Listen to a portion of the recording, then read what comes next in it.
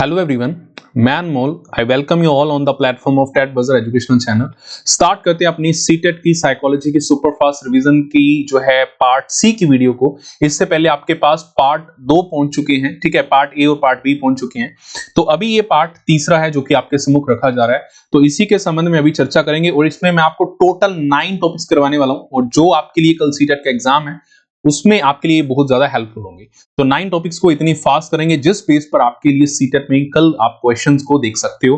तो बिल्कुल अच्छे से, और मेरी एडवाइस आपके लिए यही रहेगी कि इसको सुपर फास्ट की तरह ही देखें, ठीक है, और इस पर आपके लिए इस टाइम पर इसी टाइप से ये हेल्पफुल हो पाएगी। तो स्टार्ट करते हैं इसी सेशन को। देखो, सबसे पहला टॉपिक जो आपके सम्मुख है, तो यह टॉपिक है इंक्लूसिव एजुकेशन। इंक्लूसिव एजुकेशन जिसे आप समावेशी शिक्षा के नाम से जानते हैं। तो समावेशी शिक्षा एक ऐसी शिक्षा जिसमें आप क्या करते हो, हर एक बच्चे को आपको इंक्लूड करना है एक ही क्लास में बिठा करके। किस किस को आपको शिक्षा देनी है, चाहे वो बच्चा एक सामान्य छात्र है, चाहे वो एक कौन सा बच्चा है, चाहे वह एक दिव्यांग बच्चा है, डिसेबल्ड बच्चा है, चाहे वह एक स्पेशल नीड वाला बच्चा है, इन सभी बच्चों को आप एक ही कक्षा में बिठाकर शिक्षा प्रदान करेंगे। यही आपको इंक्लूसिव एजुकेशन सिखाता है। तो ये पॉइंट आपके लिए काफी ज्यादा इंपॉर्टेंट है और इंक्लूसिव एजुकेशन में से आपके लिए जो मैक्सिमम टाइम्स क्वेश्चन निकाला जाता है वह यही होता है। Okay done. तो ये अभी आपके लिए यहां से ये कंसेप्ट बिल्कुल रेडी होना चाहिए कि इंक्लूसिव एजुकेशन एक ऐसी एजुकेशन है जो कि सभी को एक ही छत के नीचे बिठाकर बिना किसी भेदभाव के शिक्षा प्रदान करती है। और इसका एक मेन पर्पस क्या है, शिक्षा का सर्वव्यापीकरण करना या फिर यूनिवर्सलाइजेशन ऑफ एजुकेशन, इससे आप बोल सकते हो। डन, बस इतना काफी आपके लिए। इसके बाद क्या है जो आप देख सकते हो, तो इसके बाद हम एनसीएफ की ओर मूव कर रहे हैं। अभी एनसीएफ 2005, इससे पहले एनसीएफ 3 बार और भी आ चुका था, आपको मे भी पता हो। तो एनसीएफ कौन कौन सी बार आया, 1977 की आप अगर आप बात करें, इसके अलावा अगर 19, इसके बाद आप किसमें देख सकते हो, 1988 में, देन 2000 में, एंड अभी ये जो करंट में चल रहा है 2005 वाला। और इसी के संबंध में न्यू एजुकेशन पॉलिसी में आपको यह बताया है कि अगले 10 वर्षों तक एनसीएफ को चेंज करने की जरूरत नहीं है।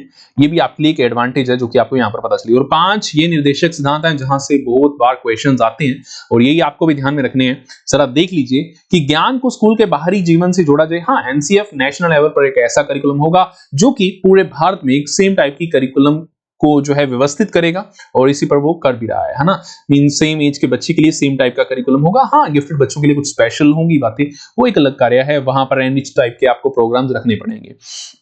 यहां पर क्या है कि आपको ज्ञान को स्कूल के बाहरी जीवन से जोड़ना है। तो यहां पर आप ये भी ध्यान में रखें कि आपको ये नहीं है कि बस आप कक्षा के अंदर ही बिल्कुल बैठकर उसी टाइप से ज्ञान दीजिए।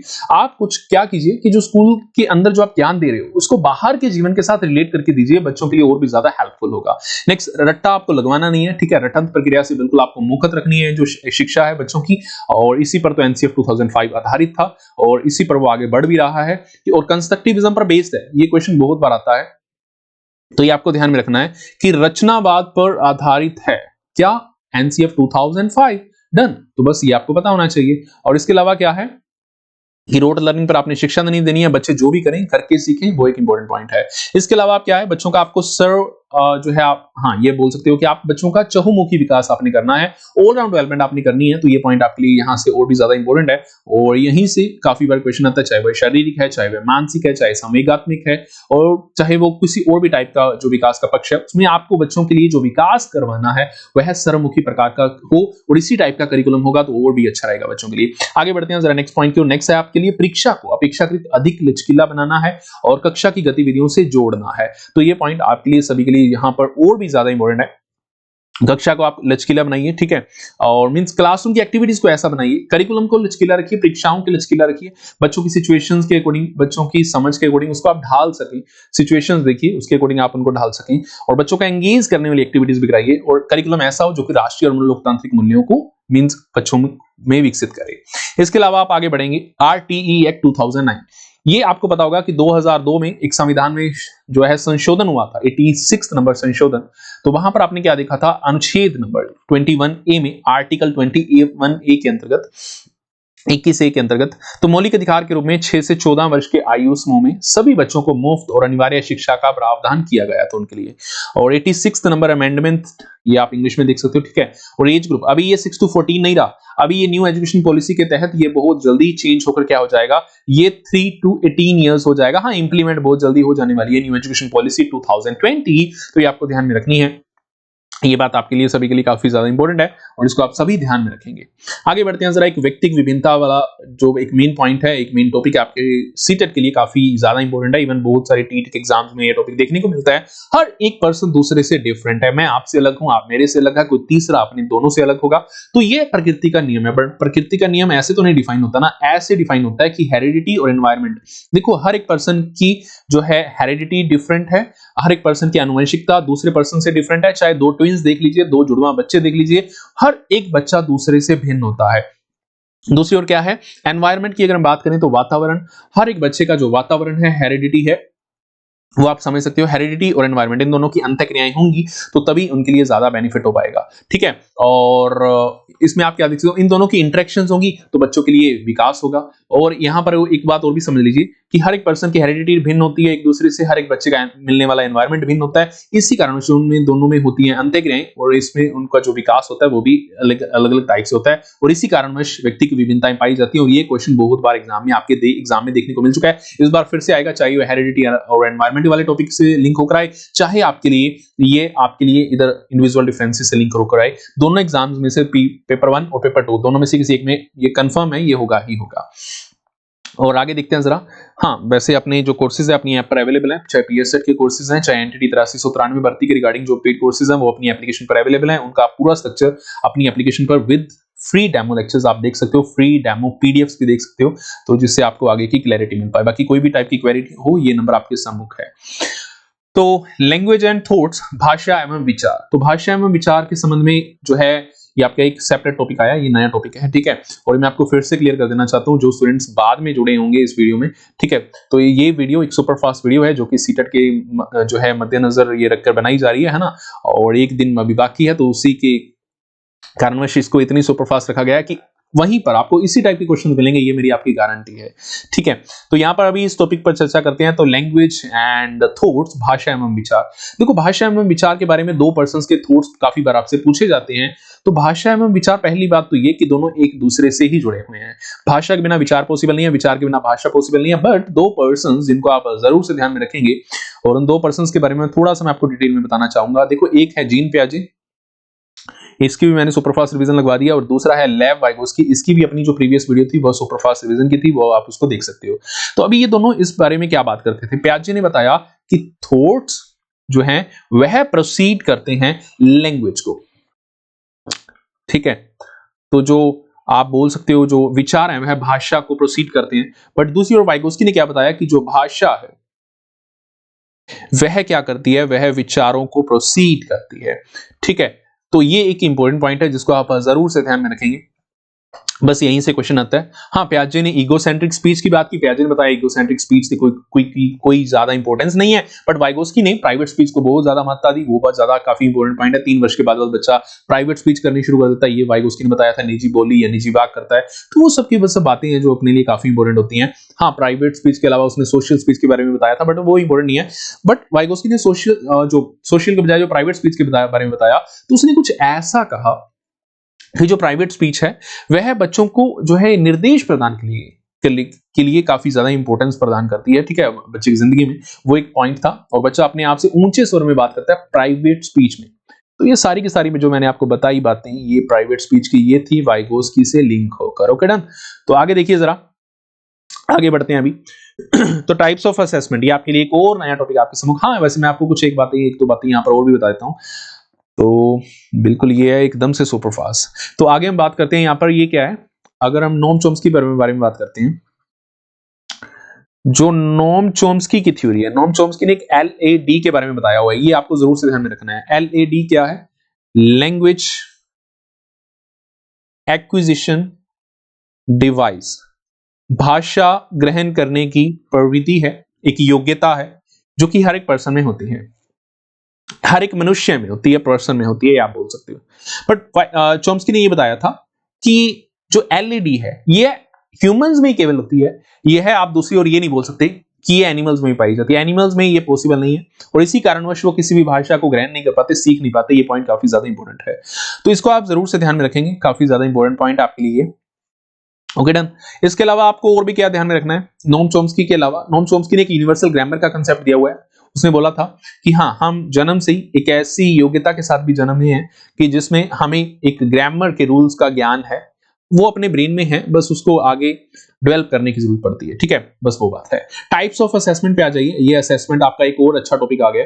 तो असेसमेंट, इवैल्यूएशन और सीसी, यहां से आपके लिए क्वेश्चंस आते हैं। यहां से किस टाइप के क्वेश्चंस आएंगे जरा मैं आपको वो भी ध्यान में दिला देता हूं। देखो, पहली बात तो आप ये समझ लीजिए, जो असेसमेंट है इसमें, चलो आपको मैं डिफरेंस क्लियर करवाता हूं। असेसमेंट, जिसको आप आंकलन के नेम से जानेंगे, हाँ एक बात और जान लीजिए जरा, सीटेट वाले आंकलन मूल्यांकन के लिए लिख देते हैं। ठीक है, मींस इवैल्यूएशन और असेसमेंट, इन दोनों के हिंदी के जो वर्जन है ना, वो चेंज कर देंगे, इनकी जो ट्रांसलेशन है ना, वो चेंज कर देते हैं। मुझे आज तक नहीं पता चला कि ये क्यों कर देते हैं, पता नहीं, इनको खुद को नहीं पता क्या बात है। तो असेसमेंट और इवैल्यूएशन, आई होप कि इस बार ना आए वैसे, अदरवाइज मैक्सिमम टाइम्स ऐसा ही होता है, असेसमेंट की जगह इवैल्यूएशन लिखा होता है हिंदी में, बट इंग्लिश में यही होगा, इंग्लिश में सही होगा, वो इंग्लिश को ही सही मान के चलता है, उसी के अकॉर्डिंग आपको मार्क्स देता है। तो आंकलन क्या है? आंकलन एक छोटा सा रूप है किसका? मूल्यांकन का। ठीक है, तो आंकलन छोटा, मूल्यांकन बड़ा रूप है इसके सम्मुख। और आंकलन में आप ये बोल सकते हो कि एक सीमित क्षेत्र का किया जाता है, मूल्यांकन एक वाइड लेवल पर होता है, बच्चे के हर एक पक्ष का होता है, जिसमें एक बच्चे का सर्वपक्ष, जो आप, हाँ पंजाबी में से आप सर्वपक्षी बोल सकते हो, बट हिंदी में आप चहुमुखी विकास की ओर उसे आप बोल सकते हो कि बच्चे का चहुमुखी विकास अपने को करना होता है। तो वो एक बात है, इसको आप जरूर से देख सकते हैं। हाँ, उसके अलावा आपके लिए सीसीई का भी कंसेप्ट है। और एक बात मैं आपको और भी बता दूं, इवैल्यूएशन एक वाइड कंसेप्ट होने के नाते, तो इवैल्यूएशन के कोई भाग नहीं होते, इवैल्यूएशन की कोई टाइप्स नहीं होती, और ये भी गलत आता है जो पेपर में आता है ना कि फॉर्मेटिव इवैल्यूएशन और जो है समेटिव इवैल्यूएशन, ये असेसमेंट की टाइप्स होती हैं। ये आपको जरूर से ध्यान में रखना है, ये टाइप्स ऑफ असेसमेंट होती हैं और इवैल्यूएशन की कोई टाइप नहीं होती जी, ये आपको ध्यान में रखना है। इसमें आप क्या देख सकते हो टाइप्स ऑफ असेसमेंट में, ये वैसे इंपॉर्टेंट नहीं है, जो मैंने हाईलाइट नहीं करवाई हुई। तो यहाँ पर आप क्या देख सकते हो, जो प्लेसमेंट है, प्लेसमेंट असेसमेंट में क्या होता है? प्लेसमेंट असेसमेंट में आप देखेंगे ये सेशन के शुरुआत में होती है। ठीक है, ये सेशन के शुरुआत में होती हैं, ये आपको जरूर से ध्यान में रखना है। इसके अलावा जो फॉर्मेटिव असेसमेंट है या जो फॉर लर्निंग असेसमेंट है, ये होती है सेशन के, मींस आप बोल सकते हो ड्यूरिंग सेशन, ये होती है सेशन के दौरान। जब सेशन चल रहा है, टीचर बच्चों की प्रॉब्लम्स को जांचना चाहता है, उनके टेस्ट के रूप में आप उन्हें देख सकते हो, ओरल वर्क के रूप में, रिटन वर्क के रूप में, तो वो टेस्ट होते हैं ना, वो इसमें शामिल किए जाते हैं, प्रोजेक्ट वर्क इसमें शामिल हो सकता है। हाँ, फिर करना पड़ता है अपने को डायग्नोस्टिक, जो प्रॉब्लम्स अपने को वहां पर मिली कि फॉर्मेटिव असेसमेंट करने के बाद अपने को पता चला कि ये ना बच्चे यहाँ पर वीक हैं, इस क्षेत्र में अपने को जो है काफी वर्क करना पड़ेगा, तो वहां पर हम फिर क्या करते हैं, बच्चों के लिए फिर करते हैं हम डायग्नोस्टिक असेसमेंट। तो डायग्नोस्टिक में फिर क्या होगा, मींस एक्सपर्ट्स की हेल्प लेनी पड़ती है, अपने को अच्छे लेवल पर जाना पड़ता है, तो फिर हम उसी की ओर बढ़ते हैं और उसी के बेस पर हम आगे सारे कुछ करते हैं। ठीक है, तो एक पॉइंट था, और इसमें आगे क्या आप देख सकते हो, तो समेटिव या फिर ऑफ लर्निंग, और यहां पर एक ट्रिक क्या थी इसको याद रखने की, फॉर्मेटिव और फॉर लर्निंग। तो ये फॉर्मेटिव असेसमेंट फॉर लर्निंग है, तो इसमें आप जरूर से ध्यान में रखेंगे। इसमें और क्या आप देख सकते हो, समेटिव या ऑफ लर्निंग है, ये होती है सेशन के लास्ट में। ठीक है, at the end of session, तो ये सेशन के बिल्कुल लास्ट में होगी, और ये तो ड्यूरिंग सेशन चलती रहती है, छोटे मोटे क्लास टेस्ट वो आपके सभी के सभी उसी में कंसीडर किए जाते हैं फॉर्मेटिव में। और अभी इसका जो न्यू का वेटेज है वो मैं आपको चलो आगे क्लियर करवाता हूं। और असेसमेंट एज लर्निंग का जो कंसेप्ट है, असेसमेंट एज लर्निंग का इसमें आप क्या देखेंगे, असेसमेंट एज लर्निंग में आपके पास आता है कि जो कि ना आपके लिए आप बोल सकते हो कि जो आपके लिए खुद से ज्यादा होती है। टीचर होगा, आपको गाइड कर सकता है केवल, बट आप अपनी असेसमेंट भी खुद से करते हो, तो ये आपको ध्यान में रखना है। एक बावर्ची वाली एग्जांपल काफी फेमस है, तो वो फॉर्मेटिव असेसमेंट के साथ लिंक होती है, क्योंकि बावर्ची कभी खुद के लिए खाना नहीं बनाता। अगर बावर्ची खाना बनाते हुए खाने को चखता है, तो वह जो चख रहा है, टेस्ट कर रहा है कि उसमें क्या कमी रह गई है, उसको वह पूर्ण करे, तो वहां पर वह कर रहा है फॉर्मेटिव असेसमेंट। क्योंकि मैं फिर से बता रहा हूं, बावर्ची कभी खुद के लिए खाना नहीं बनाता, तो ये आपको ध्यान में रखना है। और ये पॉइंट, अगर कोई व्यक्ति खुद के लिए खाना बना रहा है, फिर वो खाने को जज कर रहा है, प्रॉपर बीच में से चेक कर रहा है, तो फिर वहां पर होगी assessment as learning. Okay done, तो ये आपको कंसेप्ट क्लियर होने चाहिए। इसके अलावा आपको एक सीसीई का भी पता होना चाहिए, CCE, continuous and comprehensive evaluation. तो ये आपके लिए एक इंपॉर्टेंट पॉइंट है। यहां पर आप क्या देख सकते हो, ये जो आया था ये 2009 की बात है। हाँ, 2010 में ये भी आरटी के साथ ही जो है भारत में एंटर किया, ठीक है, आप बोल सकते हो कि एप्लीकेबल हुआ उसी टाइम से। हाँ, पहले इसकी जो वेटेज थी 40-60 थी। 40-60 किसकी? अब ये क्या हुआ, ये तो अधूरी बात है। एफए फॉर्मेटिव असेसमेंट की 40%, समेटिव असेसमेंट की 60%, ठीक है। तो सेशन बढ़िया लग रहा है ना, फ्रेंड्स के साथ शेयर कर दीजिए। इवन कल जाते समय आप रास्ते में भी देख सकते हो, ठीक है। ये सेशन आपके लिए काफी हेल्पफुल है। सेशन मैक्सिमम फ्रेंड्स तक पहुंचा दीजिए, तो ये उनके लिए काफी ज्यादा हेल्पफुल होगा, क्योंकि इतने कम टाइम में हम 9 टॉपिक्स को कवर करेंगे, जो कि आपके लिए कहीं ना कहीं पैडागोजी वाली साइड से काफी इंपॉर्टेंट है, और इनमें से 7 से 8 क्वेश्चन आपके लिए कल मिलेंगे ही मिलेंगे, ये भी मेरी गारंटी है। नेक्स्ट है, इसमें आप क्या देख सकते हो, और इसमें ये आपको देखने को मिलेगा जो 40-60 की जो वेटेज है फॉर्मेटिव और समेटिव में, इसमें आप क्या देख सकते हो। अभी क्या हो चुकी है, अभी इसमें जो न्यू है काफी सारी क्लासेस के लिए, हर एक के लिए तो मैं इसके लिए कंपल्सरी नहीं बोल सकता, बट काफी सारी क्लासेस के लिए 20-80% हो चुकी है, ये ज्यादा वैलिड है। अभी 20% फॉर्मेटिव असेसमेंट की वेटेज है, समेटिव की 80% है। पहले क्या थी, ये 40 और 60% थी, ये आपको ध्यान में रखना है। Okay done. तो इसके अलावा हम आगे बढ़ते हैं जरा। तो वैसे समेट सीसी एक ऐसा इवैल्यूएशन करने की बात करता है जो कि जीवन भर चलेगा। मींस जीवन भर नहीं, मींस आप बोल सकते हो पूर्ण वर्ष, है ना, तो पूरे वर्ष में चलता रहेगा बच्चों के लिए। तो उस टाइप का जो इवैल्यूएशन होता है बच्चों के लिए, तो पूरे साल भर चलता रहता है। बच्चों की इवैल्यूएशन होती है, जो उनकी खामियां होती हैं वही पता चलती रहती है, और आगे वर्क किया जाता है। आगे देखिए एक्सेप्शनल चिल्ड्रन जिन्हें आप विशिष्ट बच्चे बोलते हो। तो विशिष्ट बच्चे वह बच्चे होते हैं तो जो कि दूसरों से कहीं ना कहीं किसी न किसी प्रकार की जरूरतों से भिन्न है। वह उनकी शारीरिक जरूरतें हो सकती हैं, वह उनकी मानसिक जरूरतें हो सकती हैं, वह उनके संवेगात्मक जरूरतें हो सकती हैं, वह उनकी सामाजिक जरूरतें हो सकती हैं, वह किसी न किसी कारणवश वह दूसरों से भिन्न है। तो बस ये एक इंपॉर्टेंट पॉइंट है जो कि आपको यहाँ पर ध्यान में रखना है, एक्सेप्शनल चिल्ड्रन। बट ये नहीं है कि उन्हें आप एक सेपरेट क्लास में बिठाकर एजुकेशन देंगे, इंक्लूसिव एजुकेशन इनके लिए भी है, चाहे बच्चा किसी भी प्रकार का हो। एक आपको बस एमआर बच्चों को सेम कक्षा में बिठाकर शिक्षा नहीं देनी है, क्योंकि उनके लिए एक सेपरेट टाइम चाहिए होता है टीचर को। ऐसा नहीं है कि वो कोई मिश्राप है, बट ऐसा है कि उनके लिए टीचर को एक सेपरेट टाइम चाहिए होता है, तो वो उनके लिए एक सेपरेट टीचर ही होंगे, वो एक बात है। बट कहीं भी ये मेंशन नहीं किया जाता जल्दी से, क्योंकि इनको ना गलत मान लिया जाता, बट ये रियलिटी है और काफी कम बच्चों को पता है। ये एमआर बच्चों को बस एक आप नॉर्मल क्लास में बिठाकर, मींस आप बाकी सारी बच्चों में शिक्षा नहीं दे सकते, बट बाकी सभी को आप देंगे। हाँ, इंक्लूसिव एजुकेशन तो वैसे यही बोलता है सभी को दीजिए, बट ये रियलिटी में रूल है, सचमुच ये रूल है कि वहां पर अपने को एक सेपरेट क्लास उनको देनी पड़ती है। नेक्स्ट क्या है, टाइप्स ऑफ एक्सेप्शनल बच्चा। बट मैं फिर से बता रहा हूं, इंक्लूसिव एजुकेशन में तो आप सभी को बिठाएंगे, तब आपको ये सब बातें ध्यान में नहीं रखनी है, ठीक है। तो ये बातें कुछ आपके लिए इंपॉर्टेंट थी, जो कि मैंने आपको यहाँ पर क्लियर कर दी है। आगे बढ़ते हैं जरा नेक्स्ट पॉइंट की ओर। तो नेक्स्ट पॉइंट अपने लिए क्या रखा है जो यहाँ पर स्क्रीन पर है, तो शारीरिक रूप से विकलांग बच्चे जो है, ये भी अलग टाइप से आ जाते हैं, मींस एक्सेप्शनल बच्चों में, क्योंकि इनकी शारीरिक जरूरतें भिन्न है दूसरों से। प्रतिभावान बच्चे क्या है, प्रतिभाशाली बच्चे वो बच्चे होते हैं जो कि जिनका आईक्यू काफी ज्यादा होता है 140 प्लस, और आईक्यू वाले बच्चों से कल क्वेश्चन आएगा ही आएगा। इनमें आपको क्या देखना है, ये अगर एक पॉइंट बहुत बार रिपीट हुआ है, अगर इनको आप ऐसा कार्य नहीं देंगे जो इनके अकॉर्डिंग हो, तो ये बच्चे ऊब जाएंगे, बोर हो जाएंगे। वो एक पॉइंट काफी इंपॉर्टेंट होता है। एक बात और, जो आपने असेसमेंट इवैल्यूएशन वाला कांसेप्ट किया ना, आप कभी भी बच्चों को नामांकित नहीं करेंगे, उन्हें आप नेमिंग नहीं करेंगे, उनका आप नामकरण नहीं करेंगे कि ये बच्चा एक कम बुद्धि वाला बच्चा है, ये ज्यादा है, ये नालायक है, ये इंटेलिजेंट है। आप ऐसा कभी नहीं करोगे, अगर करोगे तो सीटेट में 1 मार्क चला जाएगा, बस और क्या होना है। आगे क्या देख सकते हो, सृजनशील बालक प्रतिभाशाली भी होते हैं। मींस ये सृजनशील प्रतिभाशाली तो होंगे ही होंगे, बट इनसे भी कुछ ना कुछ अलग कर लेते हैं, ठीक है। ये इनकी खासियत है, ये काफी एक इंपॉर्टेंट पॉइंट है जिसको आप यहाँ पर समझ चुके हैं। डेलिक्वेंट अपराधी बच्चे हैं, किसी न किसी कारणवश जानबूझकर जो अपराध करते हैं, वो देख सकते हो। समस्यात्मक बच्चा जानबूझकर अपराध नहीं करता, बट इनकी फिर भी कुछ ना कुछ मेंटली मींस प्रॉब्लम कोई भी और टाइप की हो सकती है, जिस कारणवश ये अपराध कर पा रहे हैं। ये खुद नहीं करना चाहते, बट फिर भी गलत रास्ते पर चले जाते हैं, क्लास में डिसिप्लिन क्रिएट कर देते हैं। बट ये बच्चा, अगर अपराधी बच्चा क्लास में डिसिप्लिन क्रिएट करेगा, तो ये जानबूझकर करेगा। बच्चे जैसे टीचर को जानबूझकर तंग करना, कि उस दिन उस टीचर ने मुझे थप्पड़ लगाया था, आज मैं इसको देखता हूं, ठीक है, तो वो जानबूझकर एक उद्देश्य से करेगा। बट प्रॉब्लमेटिक बच्चे के पास कोई उद्देश्य नहीं होता, ये एक सबसे बड़ा डिफरेंस होता है। आगे क्या है, सीखने की दृष्टि से विकलांग बालक भी होते हैं, जो लर्निंग डिसेबल्ड बच्चे होते हैं ना, डिस्लेक्सिया, डिस्ग्राफिया, डिस्मॉर्फिया, तो वो सारे का सारा आप इसमें देख सकते हो। डिस्लेक्सिया प्रॉब्लम क्या है, वो एक लर्निंग जो डिसऑर्डर तो चलो है ही है, बट वो होती है, आप बोल सकते हो रीडिंग डिसऑर्डर, ठीक है। डिस्ग्राफिया होती है राइटिंग डिसऑर्डर, डिसकैलकुलिया होती है कैलकुलेशन के रिगार्डिंग डिसऑर्डर। तो वो सारी की सारी बातें आप वहां पर देख सकते हो। नेक्स्ट क्या है, धीमी गति से सीखने वाले बच्चे, या इनको एजुकेशनली रिटार्टेड बच्चे भी बोला जाता है, जो एजुकेशनली रिटार्टेड है, स्लो लर्नर्स है, पीछे रह गए हैं, वो आप देख सकते हो। मानसिक रूप से विकलांग बालक कौन से होते हैं, मेंटली रिटार्टेड, जिनकी बुद्धि कम होती है, उस आधार पर यहाँ पर डिफरेंशिएट करते हैं। आगे क्या है, gender as a social concept, जो एक लिंग है एक सामाजिक निर्माण के रूप में, तो इसके संबंध में हमने यहाँ पर अभी देखना है। देखो, इससे भी एक क्वेश्चन पूरे आने के चांसेस रहते हैं, ठीक है, पक्का ही आता है यहाँ से सीटेट में। अभी लिंग एक सामाजिक निर्माण के रूप में, यहाँ पर आप क्या देख सकते हो, लिंग एक सामाजिक निर्माण के रूप में, मीन्स आप लिंग को एक सामाजिक संरचना के रूप में कंसीडर करेंगे। मींस ये नहीं है कि आप बोल सकते हो लिंग फिक्स है, एक्चुअली में सेक्स फिक्स होता है, लिंग फिक्स नहीं होता साइकोलॉजी की लैंग्वेज में। तो हालांकि सेक्स को भी आप हिंदी में लिंग ही लिखते हैं साइकोलॉजी की लैंग्वेज में, ठीक है।